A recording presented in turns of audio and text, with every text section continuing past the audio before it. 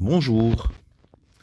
Dans le cadre de nos séances d'analyse de SMPCS2, aujourd'hui nous avons la séance numéro 12. Dans cette séance, toujours dans le cadre des intégrales impropres, nous allons parler de test de Riemann. En quoi consiste le test de Riemann? Alors, quand une intégrale est impropre en plus l'infini, donc nous cherchons à la comparer à une intégrale de Riemann, c'est-à-dire l'intégrale de 1 à plus l'infini de dt sur t puissance alpha avec alpha plus grand que 1. Donc, cette intégrale est impropre en plus l'infini. On suppose que a est positif. Donc, qu'il y ait a ou qu'il y ait 1, peu importe. Mais toujours est-il que l'intégrale est impropre en plus l'infini, uniquement ici. S'il existe un réel alpha strictement plus grand que 1, tel que la limite quand t tend vers plus l'infini de valeur absolue de f de t fois t puissance alpha est égale à un réel k, alors l'intégrale de a plus l'infini de f de t dt va converger. Bien entendu, si k vaut 0, alors il y a le critère de comparaison par négligeabilité, parce que le fait que f de t fois t puissance alpha tende vers 0, ça veut dire que f de t est un petit taux de 1 sur t puissance alpha. Et puisque l'intégrale de a plus l'infini de 1 sur t puissance alpha dt est convergente, il en est de même pour l'intégrale de a plus l'infini de f de t dt. Si k n'est pas nul, alors nous avons que valeur absolue de f de t sera équivalente à k sur t puissance alpha. Et nous savons que l'intégrale de a plus l'infini de k sur t puissance alpha dt converge. Ça, c'est Riemann. Donc, l'intégrale de a plus l'infini de f de t dt convergera aussi.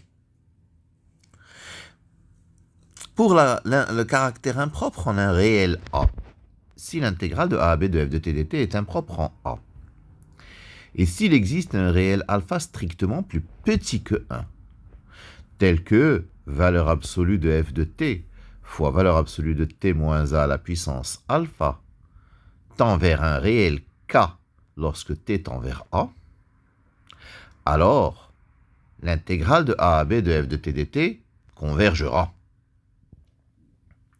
En effet, si k égale à 0, nous aurons que valeur absolue de f de t est un petit taux de 1 sur valeur absolue de t moins a à la puissance alpha.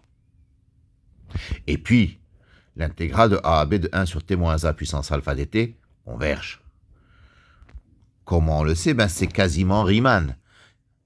Via un petit changement de variable, on pose u égale t moins a et on se ramène à l'intégrale de 1 sur u puissance alpha en 0.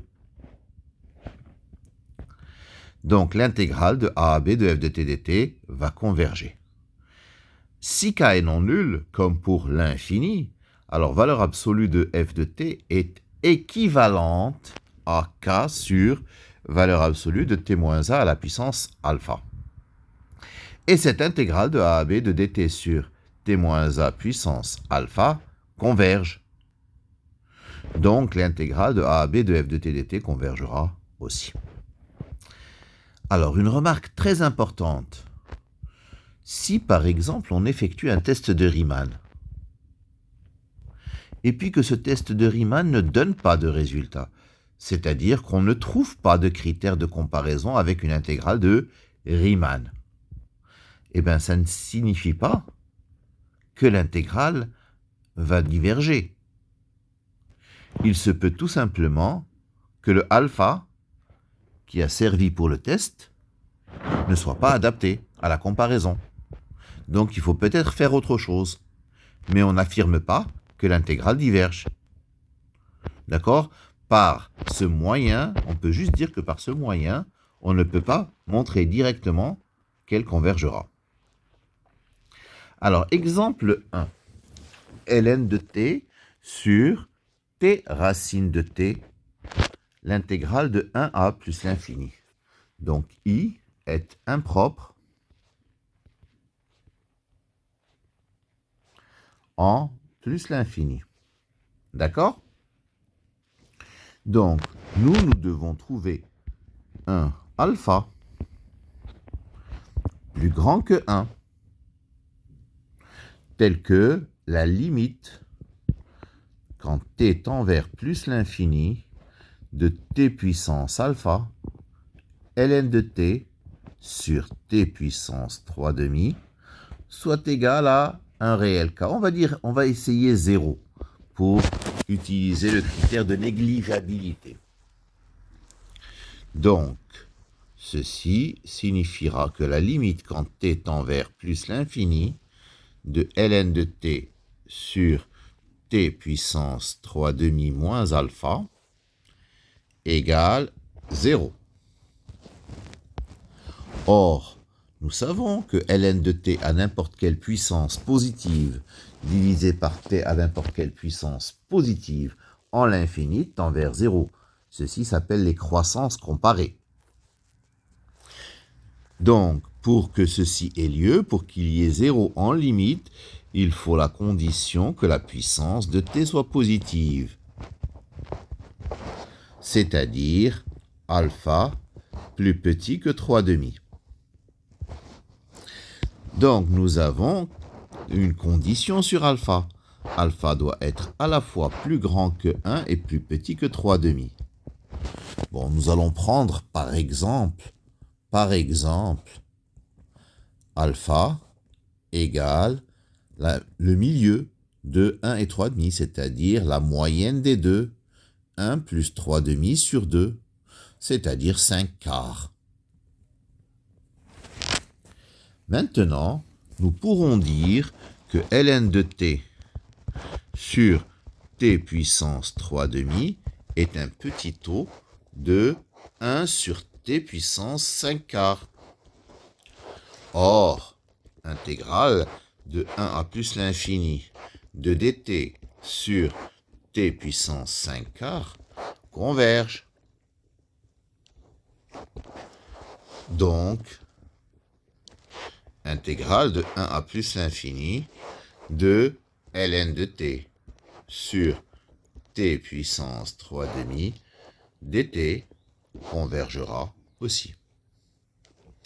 Nous avons utilisé donc un test de Riemann.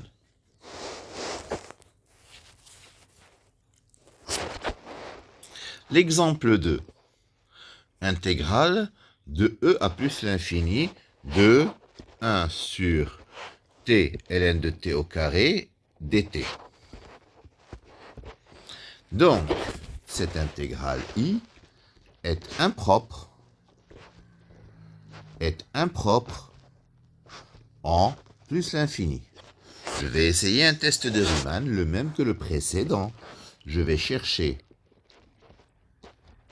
alpha strictement plus grand que 1, tel que limite quand t tend vers plus l'infini de t puissance alpha fois 1 sur t ln de t au carré dt. Pourquoi dt, je ne sais pas. De t ln de t au carré, donc, soit égal à 0. Alors, ceci se ramène à la limite lorsque t tend vers plus l'infini de 1 sur t puissance 1 sur t puissance 1 moins alpha ln de t au carré.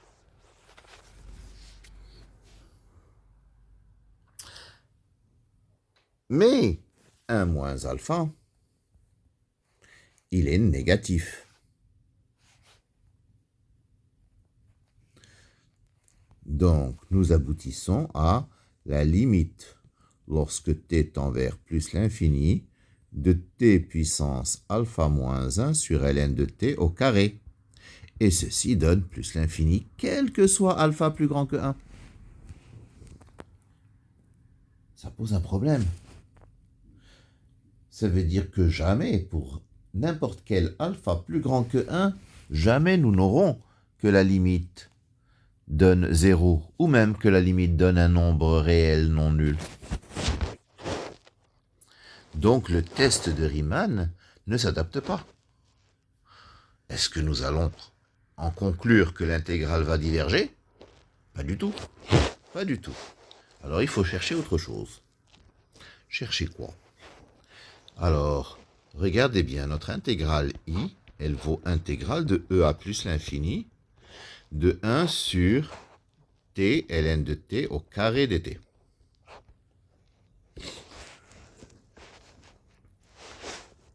Je vais essayer de la calculer et voir si je peux faire tendre x vers plus l'infini en calculant intégrale de EAX de 1 sur t ln de t au carré dt. Je vais, pour faire un changement de variable, je vais poser u égale ln de x. Donc du égale, ou u égale ln de t, pardon, u égale du égale dt sur t. Ce qui me donne intégrale de 1, quand t vaut e, u vaut ln de e, ça fait 1. De 1 à ln de x, de 1 sur u au carré du, qui me donne moins 1 sur u à prendre entre 1 et ln de x. C'est-à-dire 1 moins 1 sur ln de x. Et ceci tend vers 1 quand x tend vers plus l'infini. Donc je peux dire que l'intégrale de e à plus l'infini de 1 sur t ln de t au carré dt converge et vaut 1. Alors, donc voilà un cas où le test de Riemann n'a pas fonctionné. Pourtant, l'intégrale converge. Alors, cette intégrale s'appelle une intégrale de Bertrand. Et donc, d'après les paramètres de l'intégrale de Bertrand,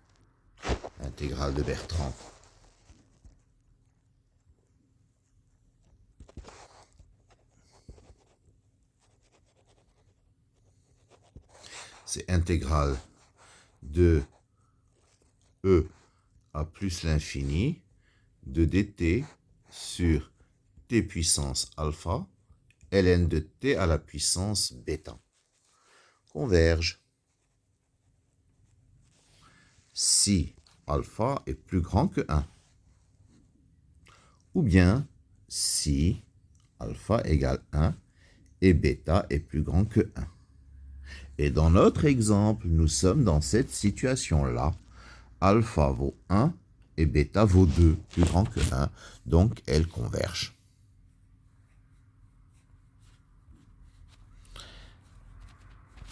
Voilà pour notre séance numéro 12. Je vous remercie de votre attention.